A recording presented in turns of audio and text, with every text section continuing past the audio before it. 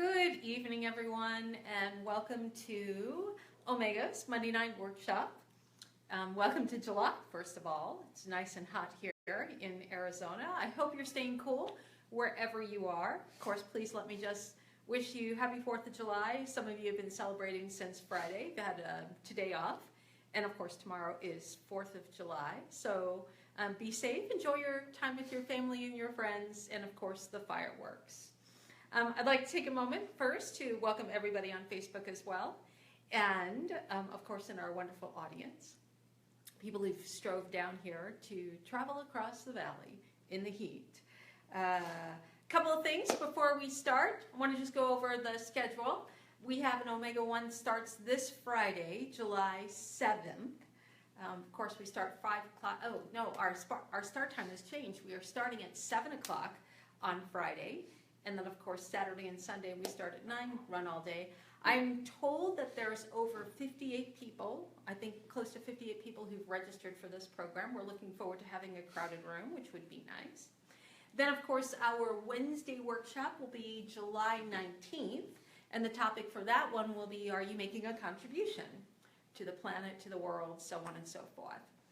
So looking forward to seeing you there, and of course looking forward to doing our Omega 1. It's been a while since we've done an Omega 1 program. Now, tonight's topic for our Monday Night Workshop, in the grand spirit of the holiday of the 4th, I've chosen to do freedom. We're going to talk about the topic of freedom. Now, freedom is an interesting concept. As a nation, we adhere to freedom. We really fight for our freedoms, I guess would be the best thing that I could say about that. There's a quote that I found online called, "The secret to happiness is freedom, and the secret to freedom is courage." And I believe that to be true. We have to have courage to find freedom, and freedom will lead us towards happiness. But the concept of freedom, what does this really come down to? Of course, in 1776, on July 4th, that's where the Continental Congress voted to go ahead and indicate that we wanted to withdraw from Britain and have our, all the colonies came together fighting for independence. But that's not when independence actually occurred. We didn't become free until the Revolutionary War ended in, I believe it was 1783. So that was a few years after 1776.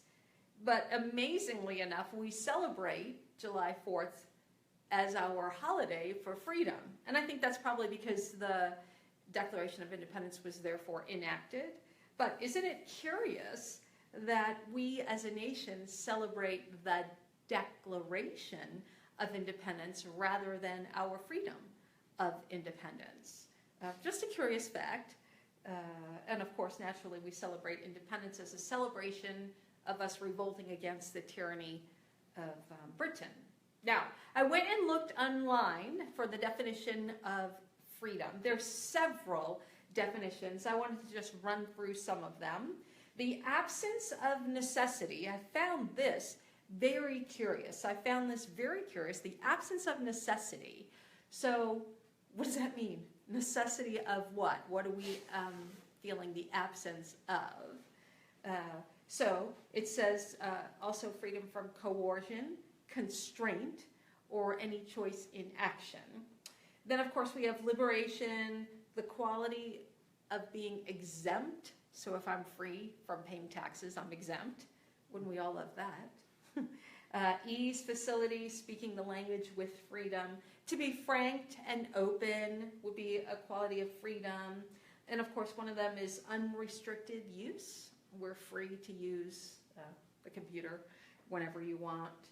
My son would love to have the freedom to be online 24/7. And then, of course, our political right would also be constituted as freedom. So as a nation, we take our freedoms very seriously. The lawmakers actually made amendments. So I was just talking to my husband on the drive down here. The amount of amendments that the United States has actually instituted has been 27. So since 1776, we've made 27 amendments to the Constitution. Additions, that's really what it amounts to. So those additions, the first 10 actually were all done at the very same time. Those are often referred to as the Bill of Rights. So those first, actually printed these up because they're quite interesting. They were first enacted or submitted for ratification in 1789. So remember, 1776 is when we had the Declaration of Independence signed. It wasn't completed until 1783 when we won the Revolutionary War, and then the very first amendments was for 1789. So the 10, the very first, excuse me, I need to get my glasses. Disappeared, sorry. So the very first amendment, which most people recognize, is it prohibits, there we go, prohibits Congress from making any law respecting an established religion, impeding the free exercise of religion, abridging the freedom of speech, the freedom of press, the right to peacefully assemble, and prohibiting the petition for, I see you, Mark, and the petitioning for a government redress of grievances. That's the First Amendment. The second one, which most people get this wrong, is the right to keep and bear arms. Most people think that's the fifth, but that's not. The fifth, which those of you who understand the fifth is in your jury, you plead the fifth so you don't have to speak. That's not really what it says. The third one places restrictions on the quartering of soldiers in private homes without the owner's consent, prohibiting it during peacetime. Actually, when was it, a couple of years ago that our son was in a competition and they had to do the Bill of Rights, and they actually chose, and he actually chose this one talking about this. I didn't even know this existed, but it means that if there's wartime, the soldiers, you can't just say, go live in that person's house. Like, you have to get the people's permission to have a soldier come and stay in your home if you're in the war zone. The Fourth Amendment prohibits unreasonable search and seizure, and sets out requirements to search warrants and probable cause. So police just can't walk into your house and say, we're going to look for things. You have to have probable cause and you have to have a search warrant. The fifth one, of course, I already alluded to. This one is for indictment of a grand jury, the due process, and you can't self-incriminate yourself, or having double jeopardy. The sixth one is the right to a fair and speedy public trial. The seventh one is the right to trial by jury in civil cases according to the common law. The eighth one, it prohibits excessive fines and excessive bail as a cruel and unusual punishment, So you can't have excessive bail. So in other words, if you got your very first traffic ticket, they can't say bail is set as $1 million. The ninth one protects non-enumerated in the Constitution, protects rights non-enumerated in the Constitution. I don't know what that means. I forgot to look that word up. I apologize. And the 10th one reinforces the principles of federalism by stating the fact that the federal government possesses only those powers delegated to it by the states and the people through the Constitution. So in other words, we the people run the Constitution. Now, of course, a lot of those are language that we don't use nowadays. The 11th one goes with results of out-of-state citizens. The 12th one talks about presidential elections. The 13th Amendment abolishes slavery. So that didn't come into effect until 1804. The one I found the most curious was the most recent one. So there's 27 amendments, but there's actually 6 that are pending statewide. You need to have all the states agree. So there's 6 that are actually pending right now. But the last one that went into effect was 1992. This one delays the laws affecting congressional salary from taking effect until the next election of representatives. So in other words, if there's a change in salary, it doesn't change until the next election. So here's an interesting fact. This was actually submitted in 1789, and it was finally passed in 1992. So it's the one that took the longest. It was 202 years, 7 months, and 10 days for it to finally come into ratification, for all of the states to actually agree. I find that quite interesting. So that was the longest one, and I believe the shortest one, if I'm correct, is the one before that, the 26th Amendment, which prohibits the denial of the right of U.S. citizens 18 years of age or older to vote on account of age. I think this pertains to if somebody is considered incapacitated, or 30, 40, 50. I'm not really quite sure what the whole deal is. But that one was in 1971. That only took 3 months and 8 days to pass. So I didn't really spend too much time delving into the Bill of Rights, or the amendments. But I wanted to just take a moment to consider the fact that once we stated our Declaration of Independence, this is what we're going to call freedom for us, well, then there was naturally amendments added to that. Now, as I said, as a state, as a country, as a nation, we really fight for our rights, especially when they're violated. When our rights are violated, we take it personal, and we get upset, we petition, we get angry, we collect in the streets, we have a right to peacefully protest.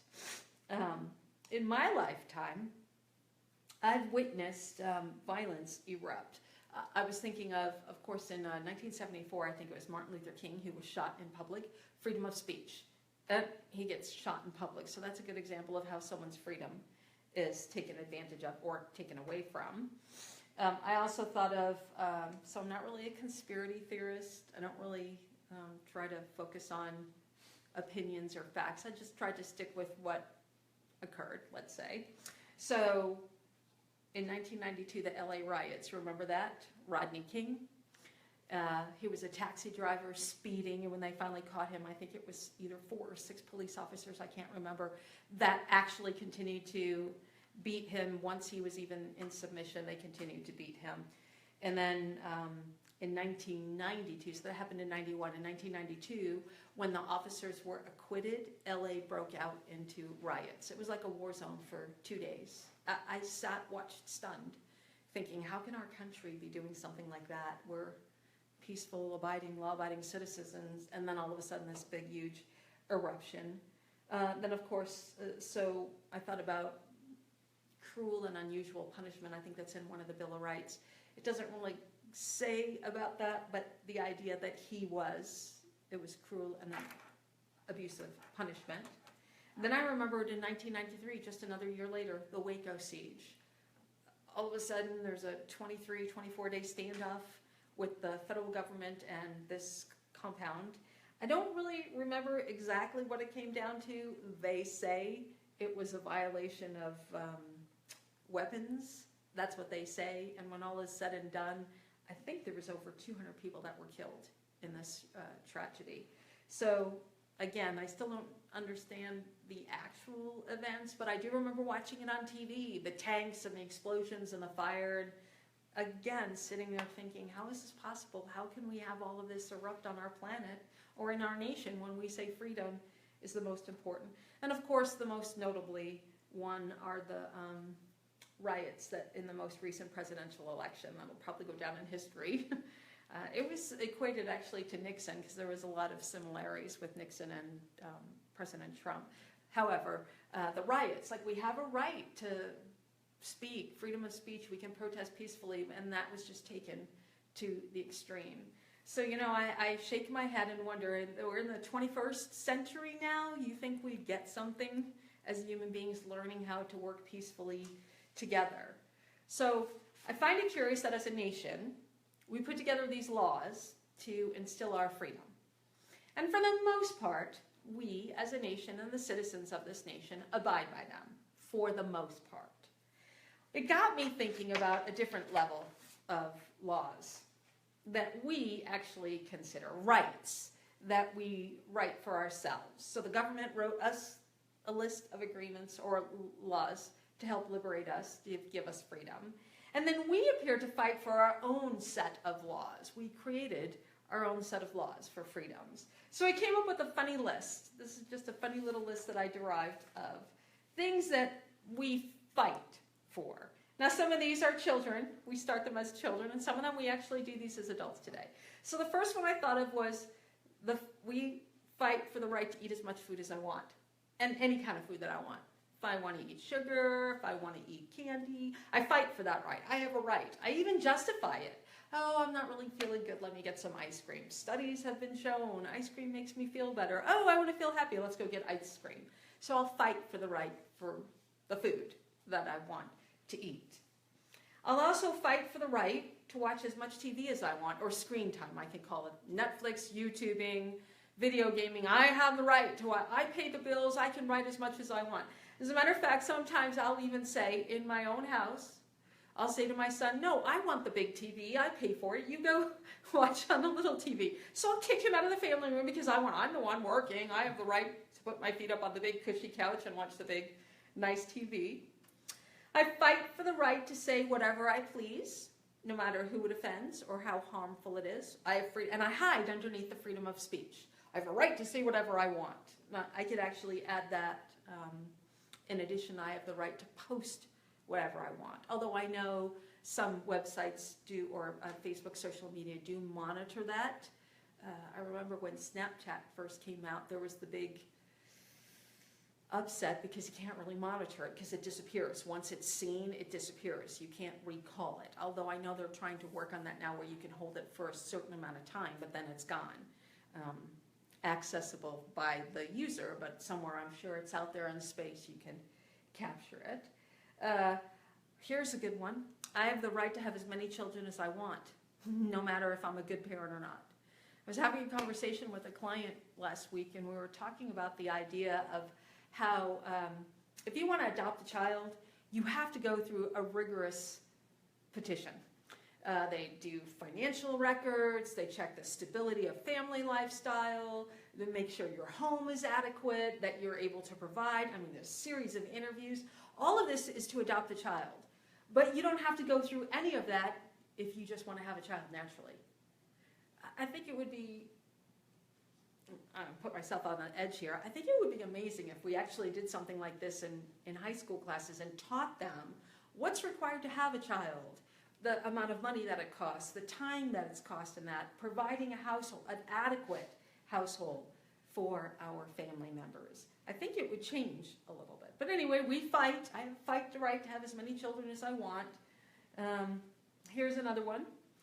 I fight for the right to abuse alcohol, tobacco, or medical over-the-counter drugs.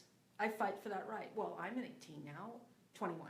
I'm 21 now, I can drink, I can smoke, and I fight for the right to be able to abuse myself, essentially. I fight for my right to cuss as much as I want, curse as much as I want. I have a right to say whatever I want to say. That's what I say. When I went to college, we talked about, I think it was the 7 words you're not allowed to say on TV. We talked about that. George Carlin used to do that, but we did that as well. And now, from what I understand, on cable, because cable doesn't have to follow the rules, every word that you weren't allowed to say is very clearly pronounced. As a matter of fact, almost every other word is one of those words that you can't say on TV. I fight for the right to talk negatively about, I have a right to make my opinion, so I fight for the right to talk negatively about others. I fight for the right to talk negatively about myself if I want to. The same thing, I have the right to judge people, and I have the right to judge myself. Here's a curious one. We actually have the right to lie, which is a strange thing because morally we say no lying. And yet, what do? We tell our children they're Santa Claus and the Easter Bunny, a rabbit that lays eggs on Easter. And sometimes we'll bring you chocolate. That's the truth. We lie about the tooth fairy, an imaginary fairy that flies into our room and picks up the tooth that you put underneath the pillow. That's true. And, you know, the price of the tooth fairy is going up. Someone said $20 now a tooth, which I'm amazed. I don't know where you're living. We got a quarter or a nickel. I think we got a nickel for a tooth. So we have the right to lie. And, you know, we get angry when somebody tells our children that Santa Claus isn't real. No, they're not ready yet. We have the right to live like a hoarder.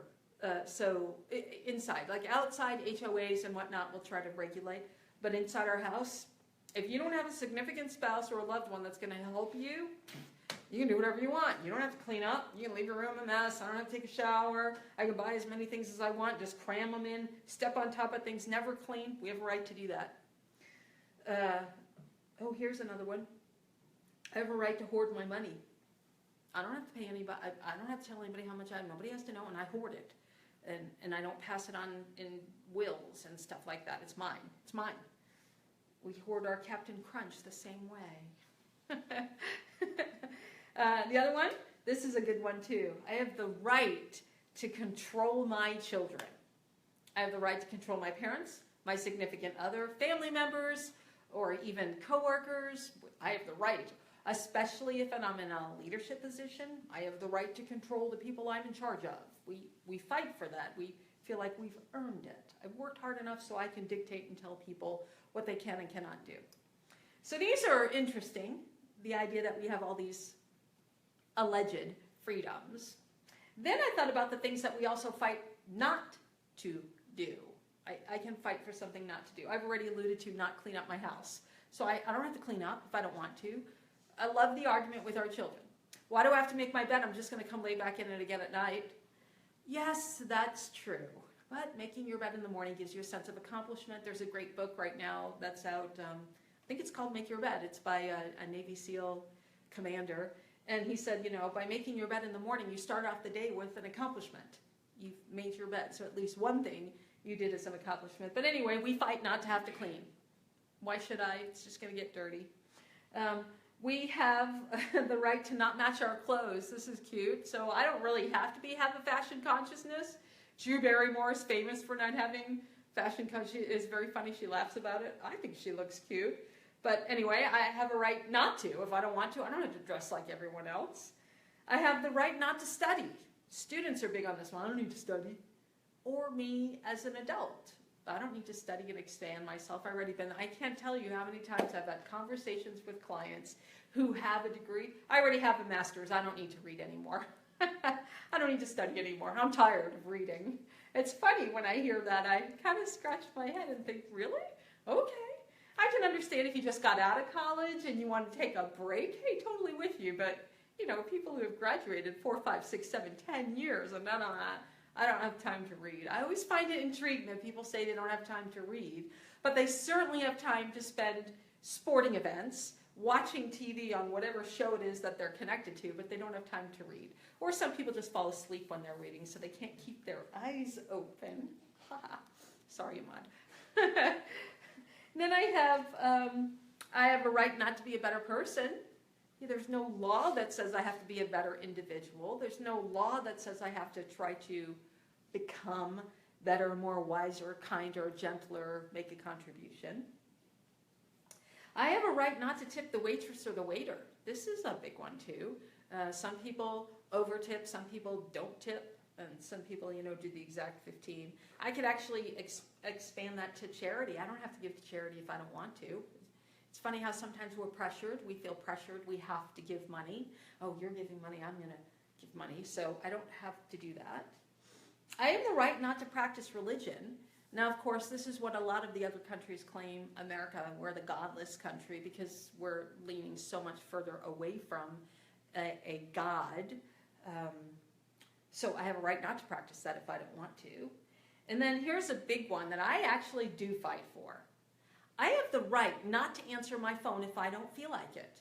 If I don't want to talk on the phone, I'm not going to pick it up. I have the right not to answer a text if I don't want to, or an email. Just because you text me or email doesn't require my attention at that moment. I remember a very funny story. I'm going to embarrass my husband right now. My son called me on my phone because he was trying to get hold of him, and he didn't hear his phone, my husband. My husband didn't hear his phone, so my son calls me. I don't feel like answering the phone right now. I'm not feeling good. I had a migraine. I don't remember what it was, but I just didn't. I saw it was my son, so I just put it down. When my husband sees that it's my son calling, he picks up the phone and answers it and hands the phone to me.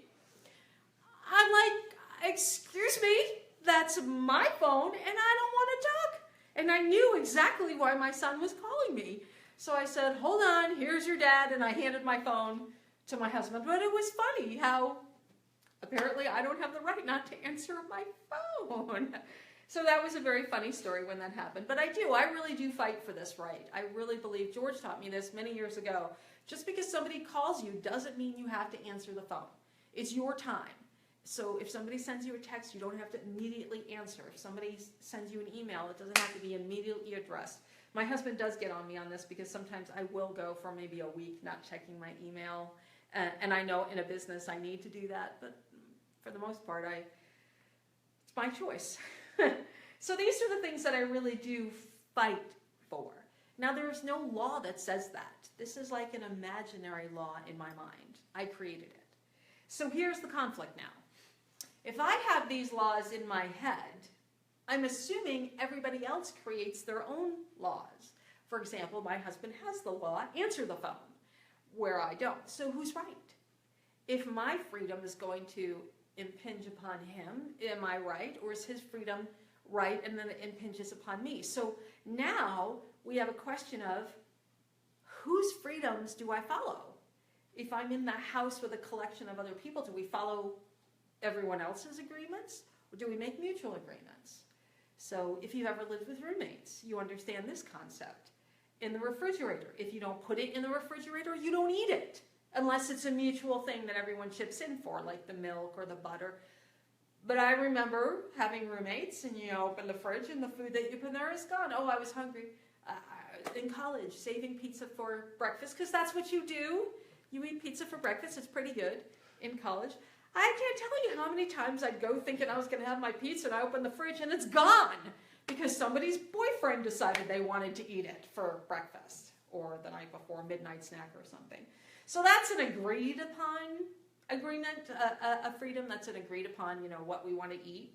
So we usually do leases. Like I was a landlord for a while, so I had my tenants would often sign a lease. And that would restrict their freedoms, but it ensured my say went well. And then I had to adhere to the HOA. So obviously there were quiet hours. The property in the front had to look good. Backyard had to look good. You couldn't hang anything from the balconies. So those leases are a restriction of freedoms for the benefit of others. So sometimes restrictions actually are beneficial. So when we fight for freedom, is it really the wisest course of action? I guess that's what I would go for.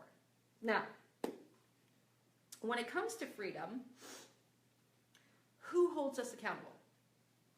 Obviously, when it comes to the Bill of Rights or the Constitution or the laws of the state, the community, it's the law enforcement. We actually, part of our taxes, pay for the law enforcement to ensure that our freedoms are protected and not taken for granted. If somebody breaks into our house, the law enforcement are supposed to protect us. I think I've mentioned this a number of times, how it's gotten to the stage right now where the freedom of identity theft is almost like, oh yeah, so if your credit card is, you find a bill, which by the way, I meant to ask you about a couple of charges on our account. Remind me. But if you see a charge on your account that's not yours, you can call the credit card company, hey, this isn't mine. They say, okay, no worries, and they just put the money back. Nobody tries to find out who it is anymore because it happens so often. It's just a write-off. A car that was stolen, I've had a few cars that were stolen. Again, the police didn't even show up. And they just write it off, call your insurance agent and the insurance agency. If you have a car rental, they'll come get you the car, whatnot. But it's like so common now that it's almost like there's a breach of integrity of the police following through on a violation of our freedom. I guess that's the best way I would state that. So again, who holds us accountable? Very easy on the laws, we can understand. The government holds us accountable, the law enforcement. But what about the ones for myself on morality? Those of you who go to religion, a religious practice, the 10 Commandments, let's say, if you have those, who holds you accountable? Is God really up there in heaven with his big book going, oh, let's see, Mark, whoa, yeah, there's a bad mark for you, and there's another check mark, oh, you didn't do this either. Is there somebody really keeping track? Or is it up to us? If you believe in karma, the Indian Eastern tradition, karma means life is keeping track. But life, what does that mean? Some great universal force is keeping track. So if I were to do something in this lifetime, it would affect next lifetime. Or something is happening to me this lifetime because of what I did in the previous lifetime. So karma could be a balancing act of that. And then I think about, ultimately, who's responsible for my own set of freedoms or enforcing them. It would be me, naturally. Then, of course, you would be the one responsible for your list of freedoms. So, then I thought about this. If I'm holding myself accountable, if I'm the one who's enforcing it, am I really free? I think that's a good question to contemplate. If you are holding yourself accountable for your own freedoms, then are you really free? Because you're the one who says yes or no. Well, freedom means, if I go back to that original definition, the absence of necessity, coercion, or restraint in choice or action.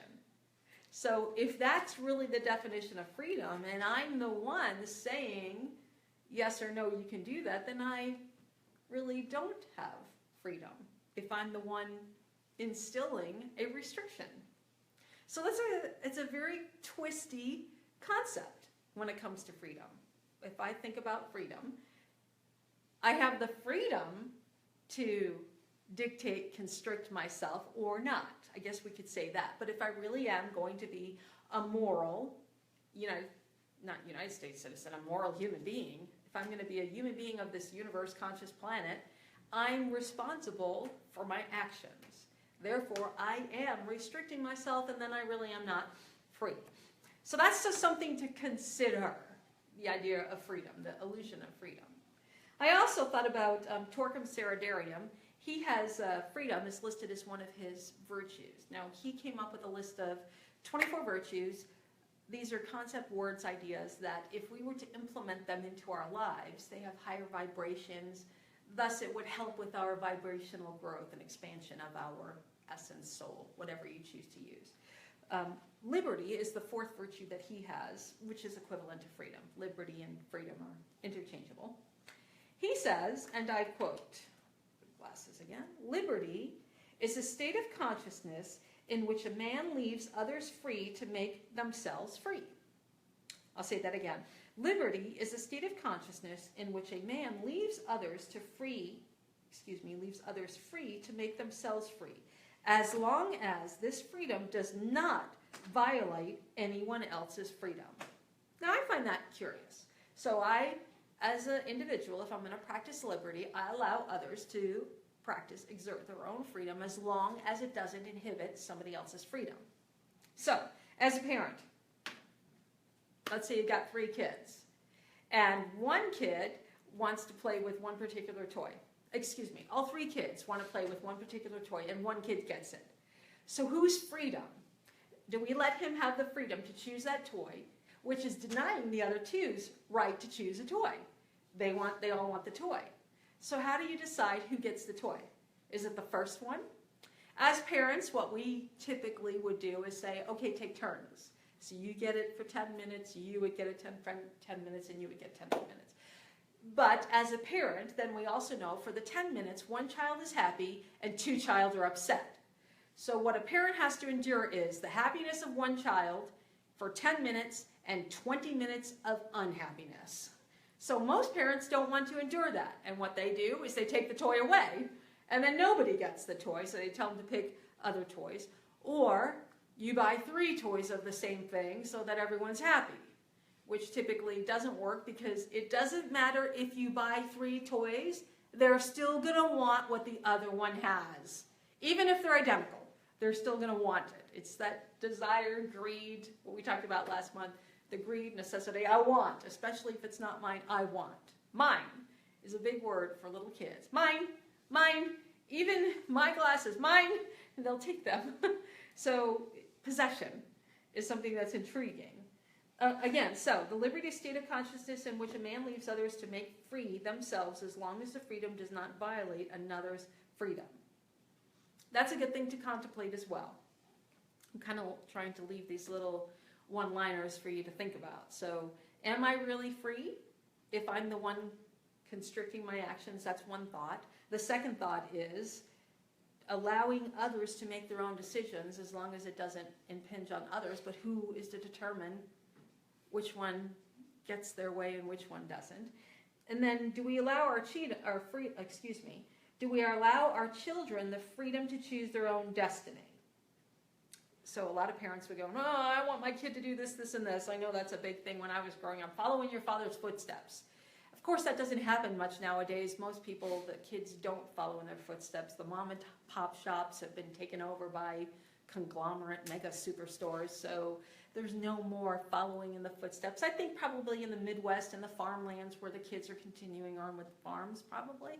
But for the most part, our children go off in a path many times that don't follow what we desire. And even though we have a desire for our children, they're not going to do what we want them to do because they have their own unique ability to do whatever they desire to do. So how do we determine when a child has reached the place to choose for themselves?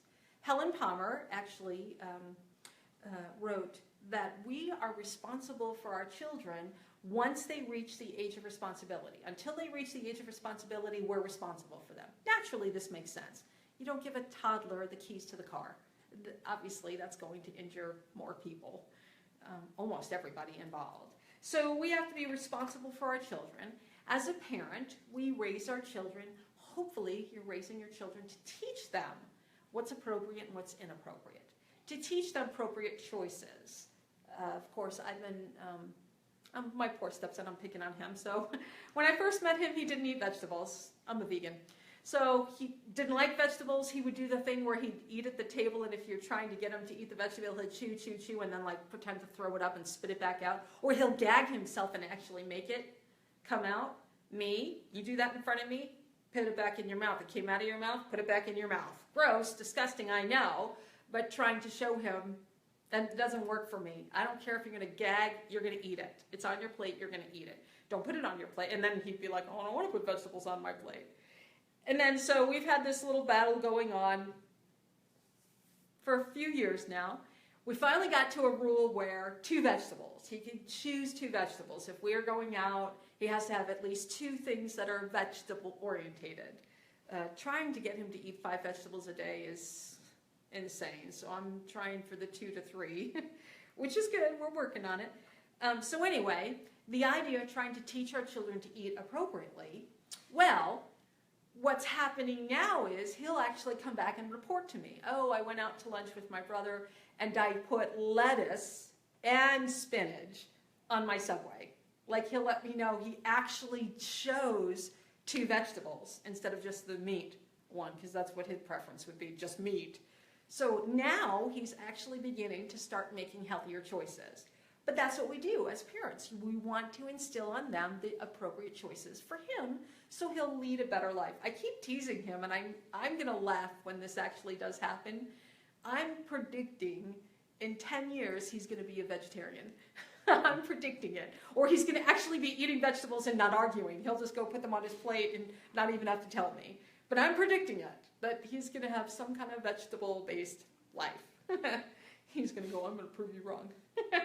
But that's something that's delightful to see. The fact that he's actually coming back to me and saying, oh, by the way, I had veggies today, and doesn't argue with me anymore. It's like, oh, we'll go out, okay, what to do? Okay, is this okay if I choose these 2? You know, of course, we're still at the struggle that mashed potatoes and French fries are the same thing, so you can't choose those 2 items, and they're not vegetables. Those are carbs, so we're at that stage. But, you know, he's a kid. That's what kids do. They'll try to sneak that in. Or bacon. He tries to get bacon to be considered a vegetable. That doesn't count.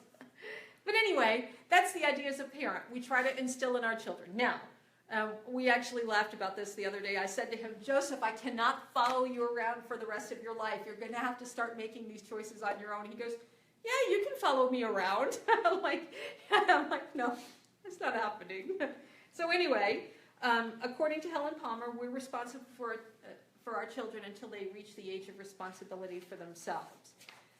Now, naturally, it's difficult to regulate this. The government actually does try to regulate this. They say at the age of 18, we can legally vote.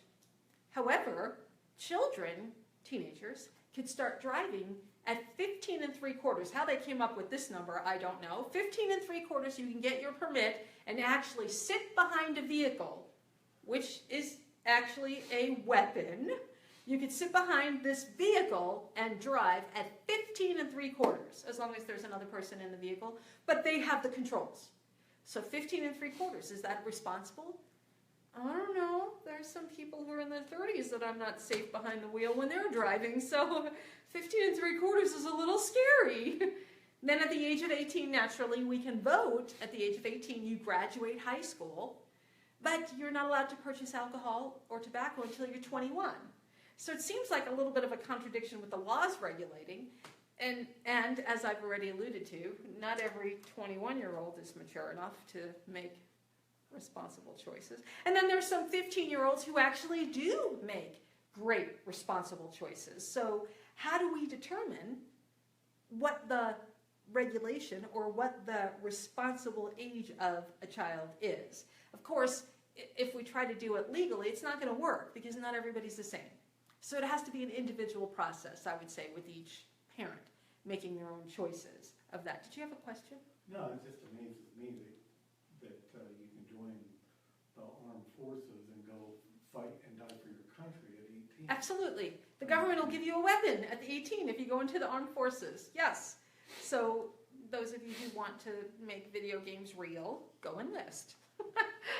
I'm kidding. But it's true, you're right. At the age of 19, 20, before 21, we have pilots who are flying incredible jets and dropping bombs on people. Or now they fly drones. And we could do that before you're actually 21. So yes, I would agree with you there. Okay.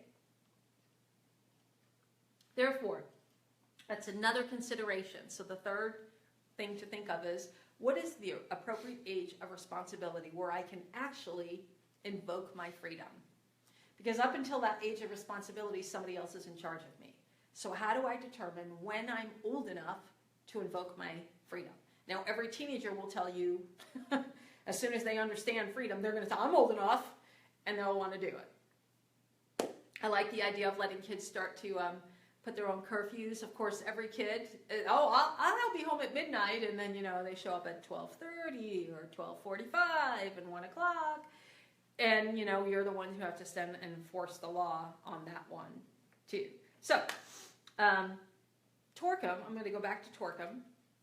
He continues on saying that liberty has a deeper meaning. It's the power to act, feel, and think without being conditioned by our own thoughts, glamour, or illusion, or another's thoughts, glamour, or illusion. It's in acting in self-determined way in all of our relationships. So here's a good question. How do I break free from my own illusion? First of all, how do I even recognize that it's an illusion? And then how do I break free from them? So I came up with some examples of history, in history where illusions were broken. These were considered facts, and then they ended up being, oh wait, never mind. So of course, there was one where everyone, notably, in the history of the planet, everyone thought that the sun revolved around the earth. That the earth was the center and the sun was revolving around that. Well, Copernicus took care of that one. But up until that, and I think that was 300 AD, I believe, or I don't remember the exact date on that, but Copernicus said, no, the earth is not the center of the solar system or the universe. They actually thought the earth was the center of the entire universe, which of course now we know that's not correct as well. But the sun is the center of our solar system. The sun is not even the center of the universe. The Milky Way isn't even in the center. So anyway, we have, what is the name of our universe anyway? Does anybody know that? It's not the Milky Way. That's Universe. That's the because then the universe is within a galaxy, correct? There's universes within galaxies. Where's my science people? All right, never mind. I think the universe is a higher. Universe is bigger than the galaxy, or the galaxy is bigger than the universe? Yeah, I think the galaxies are in the universe. So galaxies are in universes. Okay. Well, someday that'll probably be proven wrong too. But then I thought about some of our beliefs that have been passed down for generations, and some of these are actually funny. So the first one, noble people were pure bloodlines, meaning you slept with your brother and sister so that you keep the blood pure. That was considered the thing to do. And noble people were considered more worthy than the common man. The truth is actually worse. If you have interbreeding within the family, you actually are sicker because you're not building up immunity systems and you're more anemic. And it's not true that you keep the line pure. You're actually, for some reason, I think it's diluting the line. I don't remember what it is. But that's not healthy. You do not sleep with your brothers and sisters. But there was a time when that was what you were supposed to do. So noble men were considered to be far worthy than the common man. Then, of course, the earth is flat. How long did everybody believe that? There's even pictures, the edge of the earth, and then off you fall. So that was a common belief. Arguments were erected over that. And then finally, of course, it was proven that it's spherical and so on and so forth. Here's another one, slavery. And this wasn't just in the United States. Slavery has existed even, you go look in the Bible. It talks about slaves. You can have a certain amount of slaves per family member, so on and so forth. So up until fairly recently, slavery has been an accepted norm. Education was only for the wealthy. There was a time that education was only for the wealthy. In the medieval era, you didn't get educated unless you were part of the noble. So education was not available to everyone. I find it interesting. So a couple of centuries later, education is available for everyone, but our educational system has diminished so much so that it's pretty much just paid babysitters. And what they're teaching, I wouldn't consider really an in-depth education. It's on the surface. Some people actually take full advantage of our educational system, but today, nowadays, barely scratching the surface. And then really, what does education mean? Back then, astronomy and astrology didn't have the woo-woo. I mean, it really was a scientific field of study. So was physics and anatomy and sociology and psychology. All of those are pretty much gone, and they're replaced with technology. I mean, that's a big industry right now. The technology field, it's affected everything. Just think about the contribution that Bill Gates has made. I remember what life was like before we had personal computers, smartphones, so on and so forth. Our generation remembers that. But millennials, there's always been a cell phone, always been microwaves, always been a computer. But as a matter of fact, the tower I don't think anybody uses a tower anymore. I don't even know if anybody uses a PowerBook anymore. Most people have the iPads or their cell phones. We use computers at work predominantly. I think that's the only place computers really are, but home, not many people have home computers anymore. Here's another one. It's impossible to move a vehicle without a horse. Like back then, it was all horse-drawn buggies, and then all of a sudden there's a combustible engine, and we actually call it horsepower. Each engine is determined by horsepower because we're equating it to the horse. Oh, here's a good one too. Men can't fly. Human beings can't fly. And then another one, I could say, steel doesn't float or steel doesn't fly. So you can't get a steel in the air and you can't put it in the water, it's going to sink. Well, naturally, we have boats, ships, and aircraft that is created with steel. Oh, here's my most favorite one, the most recent one. The 2012 Mayan calendar. The world is going to come to an end. It never occurred to anybody that maybe they just ran out of time or they were done, they were tired. But, everyone believed, not everyone, excuse me, there were those enthusiasts that said, 2012 calendar, and nothing happened. Of course, we could also remember the millennial, the time when we shifted over from 1999 to 2000. Y2K, thank you. Aircrafts are going to fall from the sky, computer systems are going to, no water, no food. That was fear-based panic. So there's some examples of beliefs that were taken to fact when they really weren't factual. It was just a belief. So those are good examples of illusions. Now that's outside. What about me individually? How do I find what my illusions are? How do I determine if my thoughts are actually correct or just an illusion? How do I determine that my thinking has been instilled appropriately? I mean, what if I was raised in the South and I believe that, white people, white power, and everyone else is beneath them? I'm raised that way. So from infancy, I'm raised up that way. Of course, we could talk about, I know that there's been studies spoken about I want to say the country is Pakistan, but I'm not quite sure. The ones who start raising children as terrorists. Oh, I don't even have to do that. Bahrain. The Bahrain in Africa, where they steal children and make them soldiers. At 7, 8-year-old, they start making them soldiers right then and there. So these kids are brought up to kill, and that's all they know. So here they have into society thinking that's what I'm supposed to do, kill. And it's not. It's just what they were believed. That's how they were brought up. So how do you shape that? You know, we could introduce brainwashing into these things as well. Have you ever seen the examples of, I'm trying to say this without being judgmental, polygamist, that's the correct word, right? The man who has many wives, and how the women justify the livelihood. Now, of course, in their culture, it works. But the rest of society looking at it, we think, no, that's absolutely incorrect. You know, that's judgmental. We would judgmental. So there are certain things. I remember one time I saw this episode of Law and Order SV Unit, so the sex crimes. And I remember seeing an episode where it was this mentally unstable individual who was a child molester, I think it was.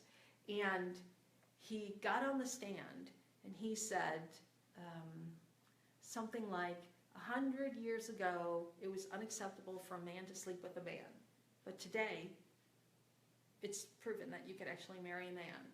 So just because I'm having sex with a child, 100 years from now, that might be acceptable. And I remember thinking, going, ew, are you nuts? That's wrong. But his case was intriguing. If you think about it, wow, 100 years ago, yeah, it was unacceptable to have same-sex marriages, so on and so forth, but today it's acceptable. So it actually frightened me to think, oh my gosh, what else is people going to start thinking it's acceptable because one day it'll end up being acceptable. That actually made me a little nauseous when I saw that. But he made, the way it was written, he made a really good case where you would actually go, I can understand how he believes this. So anyway, and that was just a TV program. It's not real, so please don't think that. So, if we really want to practice liberty, according to Torkham, there is an actually very easy exercise, and this is something I'm quite familiar with. I've done this for almost 25, almost 30 years now. Very early on, when I entered into Omega, had a good conversation with George Adair, the founder of Omega, and we were talking about how to release judgments. And so he tested me and said, okay, you're Roman Catholic. Can you embrace all other religions? And I thought, oh, well, you know, I'm really not a strict Roman Catholic anymore. I used to be, but I'm not. But that's when I embarked on my search of other religions and other philosophies. And I started delving in. I read a little bit of the Torah. I read a little bit of the Quran. I read a little bit of the Gnostic Bibles. I started going to other places, like the Buddhist temples. I went and visited a Buddhist temple. I went and visited a Judaic place of worship. Of course, I can't get into a mosque right now, but you know, that's women outside. But anyway, I think there are some times now when women can pray. But my idea was, when I started learning to embrace other religions, which was an easy one to do because they're so clearly defined, I started looking into their backgrounds and their dogmas and philosophies, and I discovered a lot of them have so many common beliefs. Compassion, love, the golden rule, do unto others. They don't say it the same way, but the foundations are pretty much the same. Be benevolent individuals. Search to make a contribution. Never abuse other individuals. So when I started doing that and embracing other points of view, I recognized, wow, that's freedom. I don't have to say that mine is the only correct religion. I could recognize that there's many other ways to believe in a God. And you don't even have to call him God if you don't want to. There's different ways that we actually call the Supreme Being, the Allah, my mind just went blank, Nirvana. There's many ways that we can connect with an essence that my mind can't grasp. So when it came to that, which I have to thank George on this one, I started practicing the idea of identifying different aspects in religions that are common. identifying the commonalities in the different religions that I looked into. And what happened to me was it brought me to a place of peace, because I no longer had to fight for this is the right religion, this is the only religion, because there is no such thing. Everyone has a right to believe in whatever they want, which goes back to Twerkum. You have a right to believe in whatever you believe, and I set you free. Now here's the thing that I took. It actually took me to the next step. It allows me to allow others freedom. And by allowing them freedom, I found freedom. Because I didn't need to constrict them anymore. I didn't need to correct them anymore. I actually became free by not needing to monitor, not needing to correct, adjust, or condemn anybody else. I actually was able to hang up my judgmental robes and say, oh, that's interesting. Oh, well, that's interesting. I gave up my need to be right on religion and just allow everyone else to have their freedom. And so then, after that, George said, you have to extend that to the rest of what you're thinking. All the other positions and points of view that you have. So for those of you who understand Omega Sunday Morning Circle, this is it. Every point of view, you have to expand that. No judgment, no correcting, no condemning, no adjusting. You just allow them. So you allow people to say what they want to say. You don't need to adjust it. You allow people to believe in what they want to believe. You don't need to correct them. You allow people to express themselves the way that they want to express. No need to monitor it. It's a place of acceptance. And by finding that place of acceptance, that's where we find freedom. Now, how is courage tied to this? Going back to the original quote, where freedom is connected to happiness, and happiness is connected to freedom, and freedom is connected to courage. It takes courage. It takes courage to not be the one to have to step in. Why do I say that? Because when people are expecting you to be the one to take charge, it actually takes courage not to take charge. To sit back and not have to be right. I don't have to be the one to speak up. I don't have to correct you. I don't have to say anything. I go back to my statement. I don't have to answer the phone. Well, I don't have to say anything either. I can sit very quietly and peacefully and let you have your opinion, and I don't need to add anything to it. So the courage that I'm pertaining to or alluding to is inner strength. It takes inner strength and willpower to not speak up more than to speak up. So this ties me back to the concept of reticence. Reticence is selective speaking, having no need to speak. If I could practice reticence, which would lead me to liberty, then I would actually find freedom. And here's the faux pas. I don't even know if that's the right word, but here's the ta-da. If I practice liberty, which is constricting me from speaking, I actually find freedom. So that's like a little oxymoron to kind of grasp there. I find freedom by constricting my judgments. Then I have freedom. So even though I'm constricting myself, I'm finding freedom. So there's something for you to think about as well. All right, I put a whole bunch of stuff out there and a couple things for you to contemplate and think about as well. But this goes back to the concept of freedom. You all have to decide how much freedom you want. When it comes to freedom, giving freedom actually, when you give freedom to others, actually gives us freedom. So allowing, again, this connects us back to the concept of allowing. If I can allow others to be who they are, I actually experience a great deal of freedom. And you know, the reward is, I almost don't want to say this because I don't want to make it sound like do it so you get this, but you actually are endeared to other people because they don't feel your judgment. So when you're non-judgmental, people are actually drawn to you. When you're judgmental, people are repelled. So it's magnetic. You actually become magnetic. So thank you for joining me this evening for exploring the concept of freedom. I appreciated having you visit with us and having you guys here this evening as well. Remember, Omega One starts this Friday, and the next Wednesday night workshop is the 19th, so I look forward to seeing you then. Have a good evening and a safe 4th of July. Bye.